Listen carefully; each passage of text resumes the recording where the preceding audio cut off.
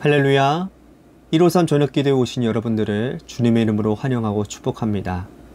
오늘 참 하나님께서 우리들의 기도에 응답하시는 그러한 응답의 소식들을 들으면서 우리 하나님은 정말 살아계시다라는 그러한 은혜를 경험했습니다.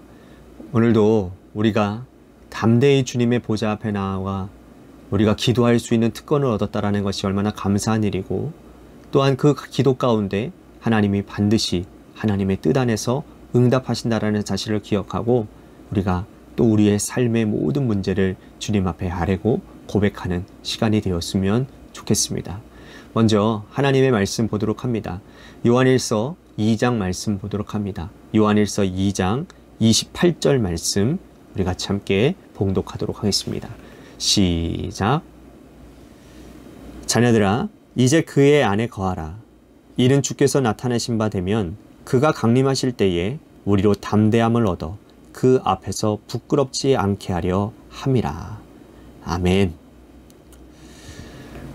간혹 어떤 사람들을 보게 되면 사랑을 빙자해서 집착에 가까운 아주 병적인 증세를 보이는 사람들이 있습니다. 남편들이 이 아내의 일거수일투족을 관할하고 또 감시하고 확인하는 거죠. 그래서 핸드폰을 체크를 하고 또 오늘 어떻게 누구를 만났는지, 어디를 갔는지, 또 어떤 사람과 어떤 대화를 나누었는지를 다 확인하려는 사람들이 있다는 것이죠. 뭐 연인 사이에도 뭐 그런 사람들이 있고 말이죠.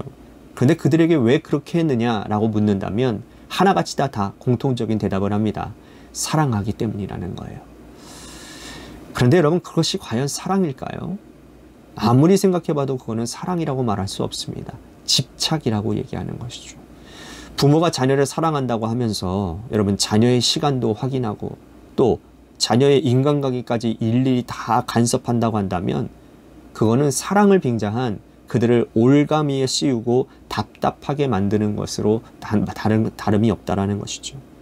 사람들은 그렇게 말하면서 오히려 사랑한다라는 말하는 이중적이고 악한 삶을 살고 있다라는 것입니다. 그런데 이것이 믿는 사람이나 믿지 않는 사람이나 신앙도 역시 이와 비슷하다는 생각이 듭니다. 교회를 다니면, 예수를 믿으면 답답해서 어떻게 견딜 수 있느냐고 교회 다니는 사람들은, 신앙생활을 하는 사람들은 그 답답함을 어떻게 해소하고 푸냐고 사람들이 우리들에게 그런 질문을 할 때가 있습니다. 그런데 이것이 기독교 신앙을 잘못 생각하고 오해하는 것이죠. 여러분, 기독교 신앙은 예수님께서는 우리들이 그런 식으로 억압하시거나 우리에게 그런 식으로 간섭하시거나 집착하시는 일이 없기 때문입니다. 기독교 신앙은 가장 자유한 것이고 말씀이라는 큰 울타리 안에서 우리들이 자유를 누리는 과정인 것입니다. 오늘 사도 요한은 이 말씀을 통해서 그 안에 거하라 라고 말씀을 하십니다.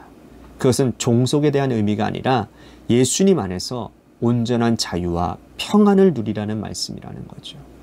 오늘 이 말씀을 통해서 그 안에 거하라 라고 하는 말이 무슨 말인지, 또 어떤 말씀으로 우리들에게 믿음의 결단을 행하게 하시는지를 하나하나 우리 같이 깨달았으면 좋겠는데요. 다시 한번 28절 말씀을 읽어보도록 하겠습니다. 자녀들아, 이제 그의 안에 거하라. 이는 주께서 나타내신 바 되면 그가 강림하실 때에 우리로 담대함을 얻어 그 앞에서 부끄럽지 않게 하려 함이라.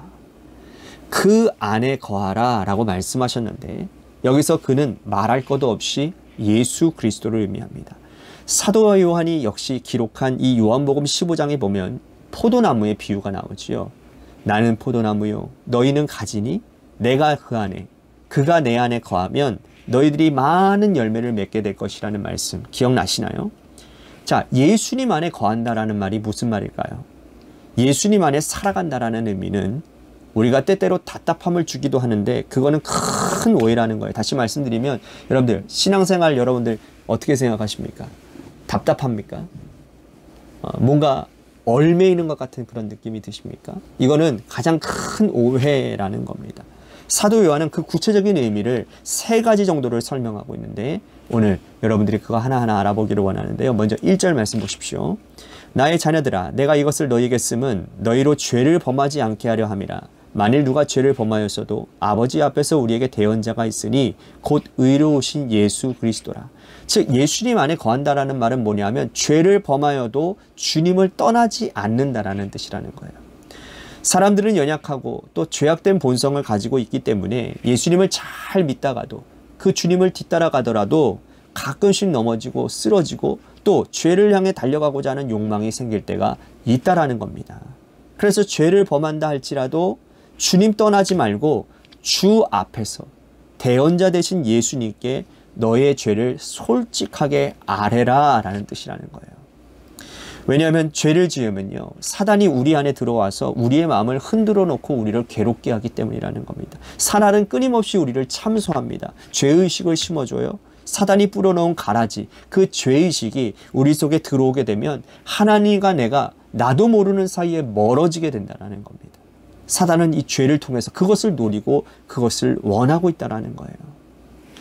여기서 대언자라고 하는 표현은 이 말씀은 보혜사라고 읽어도 되고 대신 말해주는 사람이라는 말로도 해석이 가능할 것 같습니다. 뭐 변호사 정도라고 얘기할 수 있을 것 같아요. 변호사. 예수님은 우리의 변호사가 되시는 겁니다. 사단이 우리를 아무리 참소하고 하나님과 우리 사이를 갈라놓는다 하더라도 예수님께서 우리의 모든 죄를 다 고백하고 예수님께 우리의 모든 죄를 다 고백하고 나가면 주님은 예수님 뒤에 우리를 숨겨주실 거라는 거예요. 그런데 여기서 실패한 자들이 있다는 겁니다. 아담이 그랬고 가인이 그랬죠. 선악과 범죄 이후에 하나님께서 아담과 하와에게 찾아오셨지만 아담은 하나님을 피해 숨어버립니다. 아담아, 네가 어디 있느냐? 하나님께서 질문하실 때 내가 죄를 지어 부끄러움으로 말미암아 하나님 두려워서 내가 동산나무 사이에 숨었나이다 라고 말을 하죠. 숨었다라는 거예요. 가인 또한 어떻습니까? 하나님께서 끝까지 만류하셨음에도 불구하고 그는 하나님의 얼굴을 피해서 에덴 동편 놋 땅이라는 곳에 정착하고 성을 만들고 하나님과 무관한 삶을 살게 됩니다. 그렇게 해서는 죄의 문제가 해결될 수가 없는 겁니다. 죄를 짓더라도 혹 잘못된 길을 가더라도 주님 안에서 이 문제를 해결할 수 있어야 되는 거예요. 그것이 지혜로운 사람이고 그것을 해결해야 더 이상 악화되지 않고 죄의 문제를 털고 해결하고 사단이 하나님과 우리 사이를 갈라놓는 것을 다시 극복할 수 있다 그 말이라는 거예요. 자, 5절 말씀 보십시오. 누구든지 그의 말씀을 지키는 자는 하나님의 사랑이 참으로 그 속에 온전하게 되었나니 이로써 우리가 그 안에 있는 줄을 아노라. 두 번째로 주 안에 있는 자, 주 안에 거하는 자는 말씀을 지키는 사람들이라는 거예요. 우리는 여기서 굉장히 큰 오해를 많이 해요. 뭐냐면 말씀이 얼마나 많은데 성경 말씀이 얼마나 두껍고 또 성경 말씀이 그렇게 많은데 우리들이 그 말씀을 어떻게 다 지키느냐라는 거예요. 어떻게 예수님 안에 거할 수 있겠느냐. 생각하면 생각할수록 머리가 아파오고 답답해서 처음부터 지레 겁을 먹고 포기해버리는 겁니다. 이것은 구약시대의 율법을 가진 사람들과 똑같은 거예요. 여러분, 하나님은요 우리에게 이러한 큰 율법의 짐을 지우게 하신 적이 단 한 번도 없습니다. 예수님께서 십계명을 이 율법을 두 가지로 요약하시는데 하나님 사랑, 이웃 사랑입니다.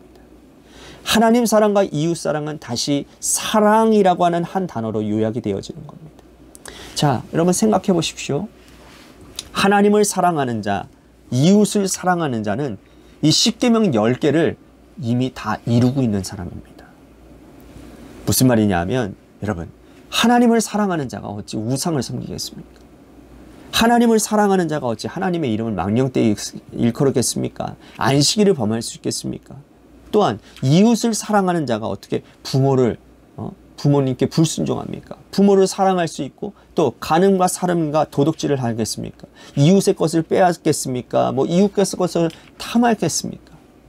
당연히 하나님 사랑하고 이웃 사랑하는 자는 당연히 모든 계명을 다 지켜 행할 수 있는 자들이라는 거예요. 예수님의 속성, 하나님의 본성 가운데 가장 중요한 것이 사랑이기 때문에 말씀 안에 거하라 라는 이 말씀은 예수님의 사랑을 닮아라 라는 말씀이 되기도 합니다. 우리가 주님 안에 거하는가 그렇지 않은가 라고 하는 것은 가장 중요한 척도는 뭐냐, 내 마음속에 사랑이 숨쉬고 있느냐 하나님 하는 질문을 끊임없이 스스로 던져봐야 된다는 거예요. 하나님 사랑하고 이웃 사랑하는 자들은 우리가 누가 뭐라고 해도 주님 안에 거하는 자들이 되기 때문이라는 겁니다.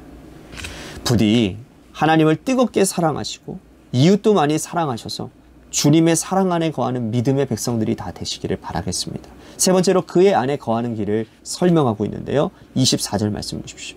너희는 처음부터 들은 것을 너희 안에 거하게 하라. 처음부터 들은 것이 너희 안에 거하면 너희가 아들과 아버지 안에 거하리라. 처음부터 들은 것을 너희 안에 거하게 하라 라고 말씀을 하십니다. 자, 이 말씀은 뭐냐면 첫사랑을 가지고 변하지 말고 지속적으로 주님 오시는 그날까지 그것을 붙들고 가라라는 말씀이에요. 사도 요한이 요한계시록을 초대 7교회에 썼는데 그 가운데 첫 번째 교회가 에베소 교회였죠. 여러분, 에베소 교회를 책망하는 말씀 기억나시나요? 첫사랑을 너희들이 잃어버렸다. 첫사랑을 가져라. 어디서부터 떨어졌는지를 너희들이 돌이켜 그 떨어진 곳에서부터 다시 시작해 처음 행위를 가지라 라고 책망하시죠. 신앙생활은 그 첫사랑의 뜨거운 열정을 지속적으로 계속해서 주님 오시는 날까지 간직하고 가져가는 것이 바로 신앙생활입니다. 우리는 예수님을 사랑하는 그 첫사랑, 주님을 처음 만났던 그 가졌던 그 사랑과 흘렸던 눈물의 의미와 깊이를 지금까지 계속 가지고 계셔야 된다는 거예요. 중간에 어디에 떨어졌는지, 때로는 낙심하고 실망하고 믿음 생활이 단조롭고 견고하지 못할 때 다시 첫사랑의 열정을 회복하고 처음 주님께서 우리들에게 주셨던 그 말씀 다시 붙잡고 회복하는 것이 무엇보다도 중요하다는 거예요. 여러분, 야곱이요, 베델로 다시 돌아오면서 하나님의 사랑을 회복했던 것처럼 우리들에게도 그의 안에 거하기 위해 이것이 가장 필요한 줄로 믿으시기를 바랍니다. 자, 오늘 이 말씀을 꼭 기억하시고 과연 나는 하나님 사랑 안에 거하는 자인가? 예수님 안에 살아가고 있는가? 예수님 안에 산다라는 것이 그리 답답한 일이 아님에도 불구하고 사람들의 오해처럼 내 숨통을 조이고 나를 힘겹게 하는 것으로 내가 그렇게 신앙생활과 믿음생활을 여기고 있지는 않았는가? 우리 자신을 한번 돌아보고 오늘 이 말씀을 기준으로 해서 다시 한번 우리들이 주님 안에 거하고 주님 사랑하고 이웃 사랑하고 주님 안에 거하는 그 기준이 세워짐으로 인해서 이제는 신앙생활이 어떠한 율법의 짐으로써 나를 억누르고 나를 힘들게 하는 그런 것이 아니라 신앙생활이 내 안에 자유함을 가져다주고 평안함을 가져다주는 그 놀라운 은혜가 오늘 내 안에 있게 하여 주시옵소서라고 오늘 말씀을 생각하면서 우리 같이 기도했으면 좋겠습니다. 또 한 가지 우리 같이 기도할 것은 오늘 이강희 성도 내외가 등려를 했습니다. 여러분들의 기도 덕분에 참 하나님의 은혜로 잘 출산했답니다. 우리 산모도 건강하고 아이도 잘 건강하게 잘 태어났다고 합니다. 여러분들의 기도 덕분입니다. 감사합니다. 우리가 앞으로도 계속해서 이러한 삶의 문제들이 있을 때마다 우리들이 기도해야 될 줄로 믿습니다. 우리가 계속해서 기도해야 될 문제 있습니다. 우리 홍정열 집사님을 위해서 기도해 주시고 또한 임효순 권사님 아들 내외를 위해서 기도해 주시고 또한 지다영 권사님 따님을 위해서도 여러분들 기도해 주시기를 바라고 또한 육신의 질병으로 고통당하는 우리 관악교회 성도님들 계십니다. 여러분들이 생각나는 분들마다 계속해서 기도해 주시기를 바랍니다. 마지막으로 우리 교회와 여러분들의 삶의 자리와 여러분들의 자녀들을 위해서 기도하시다가 시간 돌아가시기를 바랍니다. 이 시간 노래 끝날 때까지 함께 기도하며 나아가도록 하겠습니다. 기도하시겠습니다.